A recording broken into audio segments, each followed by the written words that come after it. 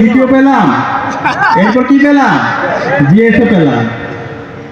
রাজশাহী বিশ্ববিদ্যালয় কেন্দ্রীয় শিক্ষার্থী সংসদের এজিএস সাব্বির ভাই, সালমান সাব্বির ভাই, তিনিও আপনাদের নীলফামারীর সন্তান। আপনারা কি জানেন? তাকেও শিক্ষার্থীরা ব্যাপক ব্যবধানে বিজয় করেছে। তার আমরা নীলফামারী থেকে ডিপি, জিএস, এজিএস সহ বিভিন্ন হল সংসদ এবং কেন্দ্রীয় সংসদে অসংখ্য শিক্ষার্থী থেকে আমরা পেয়েছি। আমরা কি বুঝতে পারি যুবকদের আকাঙ্ক্ষা? যুবকরা ইতিমধ্যে ইনসাফের পক্ষে অবস্থান নিয়েছে। বাংলাদেশে যে 4 কোটি তরুণরা আছে, সেই তরুণরা ইনসাফের পক্ষে অবস্থান নিয়েছে। আগামী 12 ফেব্রুয়ারি যে নির্বাচন হবে, সেই নির্বাচনে বাংলাদেশের মুক্তিকামী ছাত্র জনতা, ইনসাফের প্রতিনিধি, ঐক্যবদ্ধ বাংলাদেশের প্রতিনিধি, 11 দলীয় জোটের প্রতিনিধি দাঁড়িপাল্লার কান্ডারদেরকে ব্যাপক ব্যবধানে বিজয় করে ডাক্তার শফিকুর রহমানের নেতৃত্বে আগামী ইনসাফের বাংলাদেশ বিনির্মাণ করবে ইনশাআল্লাহ। আপনারা কি পারবেন? নীলফামারী যে 4টা আসন আছে, সেই 4টা আসন ডাক্তার শফিকুর রহমানকে উপহার দিতে ইনশাআল্লাহ। ডাক্তার শফিকুর রহমানের কথা আমি কেন বলছি? আমরা আমাদের সমাজে অনেক নেতা দেখতে পাই, 2 ধরনের নেতা দেখতে পাই। এক ধরনের নেতা হলো তারা বলে আমি এটা করব, ওইটা করব, নির্বাচন আসছে তারা আরো বিভিন্ন ধরনের প্রতিশ্রুতি দেয়। আপনারা দেখতে পান না? এই যে আপনাদের এখানে যে প্রার্থী হয়েছে শফিকুর রহমান সবার আগে ওই অগ্নিকাণ্ডের মানুষের কাছে ছুটে গিয়েছে। জুলাই বিপ্লব পরবর্তী যেই শহীদদের আকাঙ্ক্ষার আলোকে নতুন বাংলাদেশের কথা বলছি, এই শহীদদের আকাঙ্ক্ষাকে সবচেয়ে বেশি ধারণ করছে বাংলাদেশ জামাত ইসলামী এবং ডাক্তার শফিকুর রহমান। ডাক্তার শফিকুর রহমান প্রত্যেক শহীদ পরিবারের কাছে গিয়েছে। জুলাই বিপ্লবের শহীদদের যে কথাগুলো আছে, যে স্মৃতিগুলো আছে, সেই স্মৃতিগুলো পাণ্ডুলিপি আকারে বের করেছে, সেটাকে ইংরেজিতে অনুবাদ করেছে, আরবিতে অনুবাদ করেছে এবং সারা বিশ্বব্যাপী এই শহীদদের স্মৃতিগুলো, শহীদদের আকাঙ্ক্ষাগুলো সারা বিশ্বব্যাপী ছড়িয়ে দিয়েছে।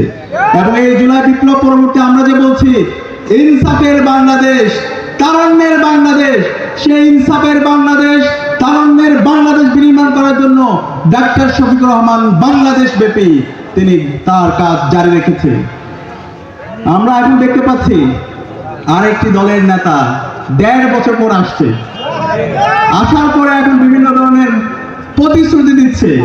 কিন্তু আমরা যদি দেখি, আমরা কাকে বিশ্বাস করবো? যে ইতিমধ্যে করে দেখিয়েছে তাকে বিশ্বাস করবো, নাকি যে এতদিন আমাদের সাথে ছিল না, এখন এসে বিভিন্ন কার্ডের কথা বলছে, ভুয়া জিনিসের কথা বলছে, সেটাকে আমরা বিশ্বাস করব?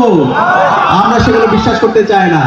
আমরা যদি দেখি জুলাই বিপ্লব পরবর্তী গত 1.5 বছর ওই দলের আমলনামা, 500 দিনের আমলনামা নামে একটা বই, সন্ত্রাস মাফিয়াতন্ত্র কায়েম করার মাধ্যমে বাংলাদেশে জুলাই বিপ্লব পরবর্তী যেই বিশাল সুযোগ এসেছে, সেই সুযোগকে তারা নস্যাৎ করতে চাচ্ছে। সুতরাং আমরা কি ভুল করবো আগামী 12 ফেব্রুয়ারি? আমরা আর ভুল করতে চাই না। আমি উত্তরবঙ্গের নীলফামারীর ছাত্র জনতাকে আহ্বান করব, গত 55 বছর ধরে এই নীলফামারীকে, এই উত্তরবঙ্গের যে অবারিত সম্ভাবনা আছে, সেই সম্ভাবনা আমাদের অযোগ্য নেতৃত্বের কারণে, দুর্নীতিবাজ নেতৃত্বের কারণে, ভারতের প্রেসক্রিপশনে রাজনীতি করা নেতৃত্বের কারণে আমাদের এই সম্ভাবনাকে নষ্ট করে দেওয়া হয়েছে।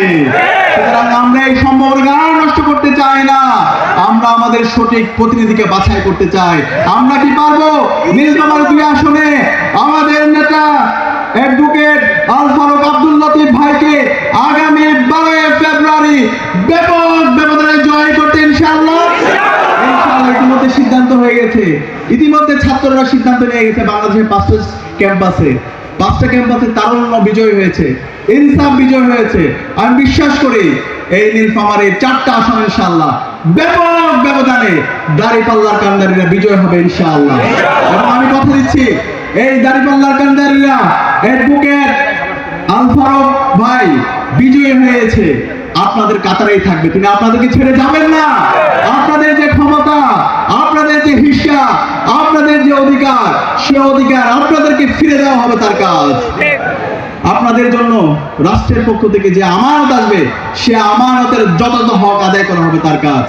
আপনাদের কাছে জবাবদিহি করা হবে তার কাজ, সেটা আমরা প্রমাণ করেছি। দায়িত্ব নেওয়ার পরে আজকে 4 মাস পার হচ্ছে। 4 মাসে আমরা শিক্ষার্থীদের কাছে আমরা জবাবদিহি করেছি। আপনারা কি দেখেছেন? আমরা ইতিমধ্যে আমরা দেখিয়েছি 4 মাস আমরা কি কি কাজ করেছি। 4 মাস আমরা 225টা কাজ করেছি।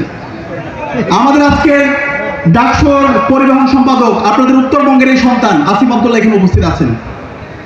এই আসিফ আব্দুল্লাহ গত 104 বছরে বিশ্ববিদ্যালয়ে যে কাজগুলো হয় না পরিবহন সেক্টরে তিনি সেই কাজগুলো করেছেন। তাহলে সঠিক নেতৃত্ব থাকলে সকল সিন্ডিকেট ভেঙে দেওয়া সম্ভব। আমাদের সঠিক নেতৃত্ব দরকার। আসিফ আব্দুল্লাহর নেতৃত্বে বিশ্ববিদ্যালয়ে আপনারা জানেন এই সান্ধ্যকালীন বাস সার্ভিস চালু হয়েছে, যেটা শিক্ষার্থীদের বিভিন্ন দীর্ঘদিনের দাবি ছিল। গতকালকে কুমিল্লা পর্যন্ত বাস সার্ভিস চালু হয়েছে। একই সাথে আমাদের শনিবারের বাস সার্ভিস, যেটা দীর্ঘদিনের শিক্ষার্থীদের দাবি, সেটাও আমরা খুব দ্রুতই চালু করছি। এবং অসংখ্য আমাদের শিক্ষার্থীদের দাবি, শিক্ষার্থীদের কাছে আমরা যে কমিটমেন্ট করে দিয়েছিলাম সেটা ইতিমধ্যে আমরা অ্যাড্রেস করে ফেলেছি। আমরা বলছি, আমরা যা বলেছি তা তো করবোই, তার চাইতে বহুগুণ বেশি কাজ আমরা করবো ইনশাআল্লাহ। ডাকসুর আপনারা জানেন বিশ্ববিদ্যালয়ে আজকে 105 বছর আমরা পার করছি। এই 105 বছরে এখানে অনেক অনেক সংকট, এই সংকটগুলো কৃত্রিমভাবে তৈরি করে রাখা হয়েছে। এর মধ্যে একটা বড় সংকট হচ্ছে আবাসন সংকট। কি সংকট? আবাসন সংকট। এই যে আপনাদের সন্তানরা ঢাকা বিশ্ববিদ্যালয়ে পড়তে যাওয়ার পরে একটা সিট পায় না। আমরা আগে ফেসিবাদী আমলে দেখতে পেয়েছি এই শিক্ষার্থীদের ঢাকা বিশ্ববিদ্যালয়ের সবচেয়ে মেধাবী শিক্ষার্থীরা ভর্তি হতে যায়